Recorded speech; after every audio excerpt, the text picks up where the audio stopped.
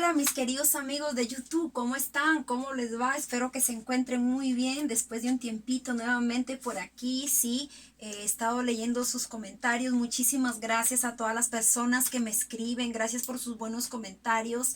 Los aprecio mucho, los considero y también estoy leyendo los temitas que están solicitando. Sí, bueno, he estado con un tiempito un poco saturado. La verdad es que tengo dos ocupaciones. Bueno, soy docente de profesión, ¿sí? Y también aparte trabajo en lo que es programa de salud y nutrición, ¿no? Entonces, a veces el tiempo pues como que es un poquito ajustado, pero igual estamos por aquí teniendo un tiempito libre para poder continuar y seguir subiendo más videitos de suma importancia y que los necesitamos de repente para aplicarlo, ¿sí? Entonces vamos a empezar en esta oportunidad. Por ahí había visto unos temitas que me solicitaban, ¿no? Donde vamos a hablar sobre el tono y la intencionalidad de los textos, ¿cierto? Tono e intencionalidad de los textos. Cuando el autor de un texto mayormente escribe, pues usted no sé si en algún momento en tu vida te ha pasado algo, un suceso, de repente tuviste la muerte o la pérdida de un familiar, ¿cierto? O quizá un accidente, o quizá tuviste una decepción amorosa, ¿no? Eso pues que llega muy al fondo y como que un poquito nos deja un poco tristes, nostálgicos, melancólicos, decepcionados, ¿cierto? Entonces, ustedes se han preguntado mayormente cuando el autor o la persona quiere escribir, ¿sí? Cuando la persona quiere escribir, mayormente tiene que pensar, ¿no? En primer lugar, ojo, cuando hay un escrito de una persona o de un escritor de alguien, hay una intención y un tono. Una intención y un tono. ¿Qué cosa es la intención? La intención, sí, dice, cuando el autor produce un texto, sí, tiene un propósito, un objetivo, un fin. ¿Correcto? Tú dices, quiero escribir, correcto. Ahora, ¿cuál es mi intención? ¿Cuál es tu propósito? ¿Cuál es tu finalidad por la que tú quieres escribir? ¿Sí? Mayormente, sí, esta escritura a veces la encontramos explícita en el texto o también puede ser expresada en el texto, ¿no? Otras veces puede estar oculta o sugerida con sutileza y habrá que inferirla. Por ejemplo, ¿cierto? Tu intención para escribir es advertir. Otros dicen, no, yo voy a escribir para defender, para enfatizar, para influir, para ordenar. Yo quiero escribir, mi intención es para reivindicar. Mi intención es para aleccionar, dar una lección. Mi intención para escribir va a ser demandar. Yo quiero escribir para enseñar. Yo quiero escribir para informar, para orientar. Otros dirán, no, mi intención en este escrito que voy a hacer es para reprochar. Mi intención va a ser para amenazar, para demostrar, para explicar, ¿sí? Para insultar también de repente. Otros escriben para persuadir, para respaldar, para amonestar, para denigrar, ¿sí? Para humillar también puede escribir, ¿no? Para introducir, para satirizar, para plantear, atacar, describir, ilustrar, sermonear, criticar, increpar, opinar, proponer, sugerir, guiar, reflexionar.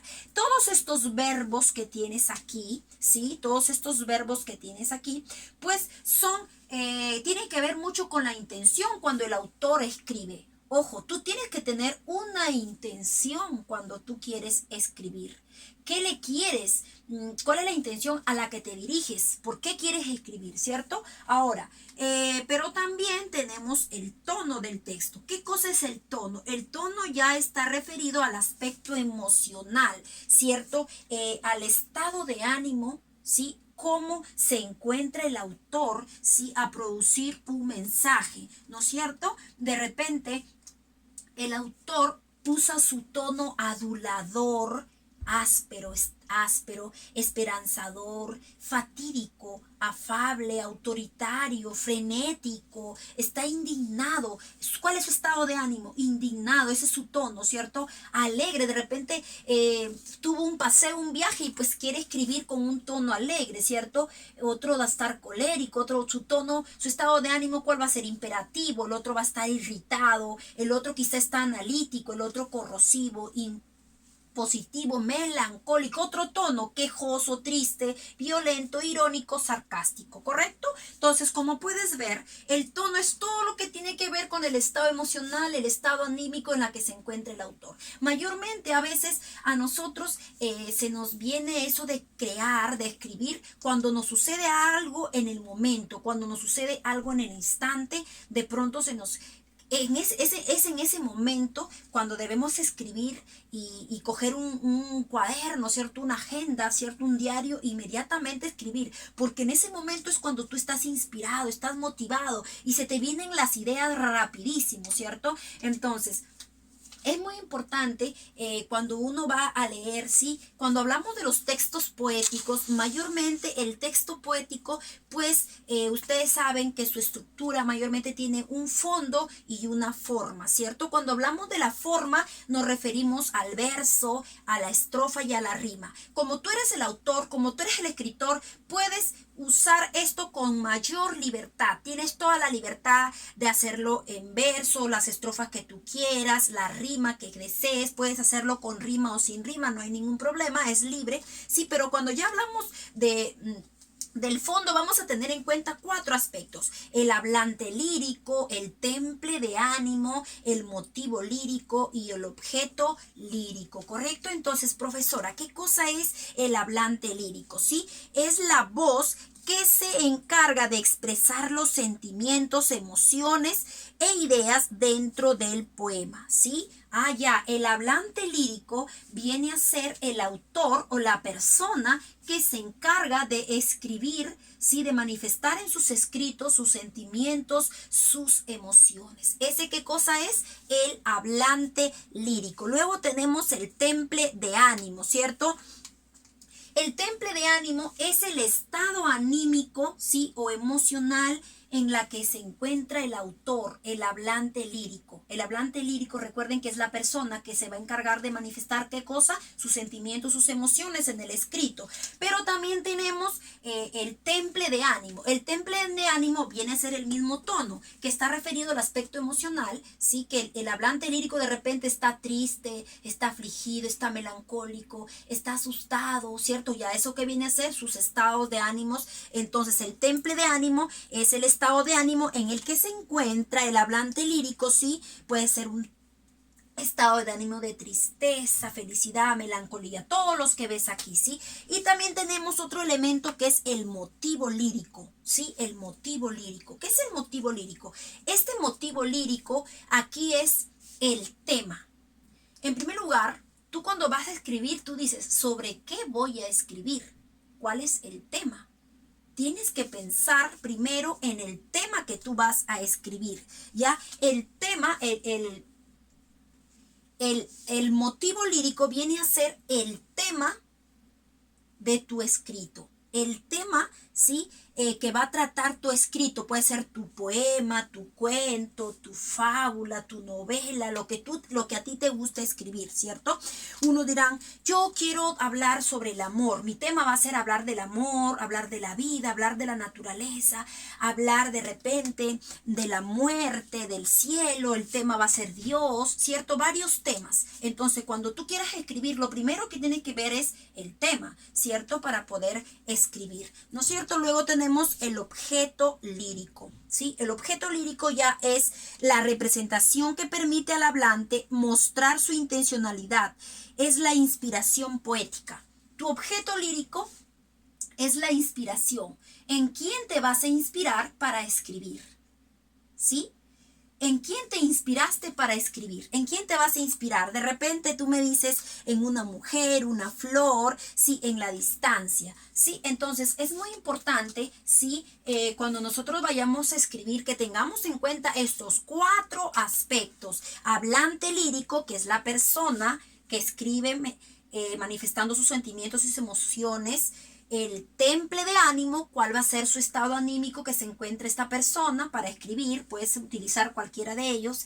Otro, el motivo lírico, sobre qué vas a escribir, el motivo, tu tema. Y por último tenemos el objeto lírico, en quién te vas a inspirar para escribir. ¿correcto? Entonces, mayormente las personas que se dedican a leer y quieren interpretar de repente algún poema de algún escritor, de algún poeta, es muy importante que tengan en cuenta lo siguiente. Lo primero que tienen que hacer es ir a la biografía del autor. ¿Para qué?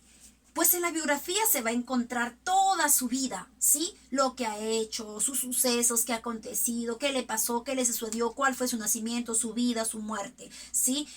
También el contexto histórico a la que pertenece este autor. Su contexto histórico es muy importante porque así tú vas a poder descubrir, ¿sí? Cuál fue su tema de inspiración, a quién le escribe mayormente, quién es el autor, ¿no? ¿Quién es el autor? Su biografía, su contexto histórico. ¿Qué más debes de conocer? Debes de conocer por qué escribe y para qué. ¿Por qué escribe, para qué y a quién va dirigido? Eso es lo más importante que tienes que descubrir. ¿Quién es el autor? ¿Por qué escribe? ¿Para qué lo escribe y a quién va dirigido? ¿Sí? ¿A quién? Siempre cuando leas un libro, lo primero que tienes que ver es quién es el autor. ¿Por qué escribe esto? ¿Para qué lo escribió? ¿Y a quién va dirigido? ¿Correcto? Entonces, ¿cómo lo puedes detectar? Entonces es muy importante que cuando usted empiece a leer el libro, es importante que lea la introducción. La introducción es muy importante porque ahí usted va a encontrar, pues, en la introducción, ¿qué encontramos mayormente? Pues en la introducción encontramos lo más importante, el tema, la idea principal y algunos rasgos generales que nos va a dar...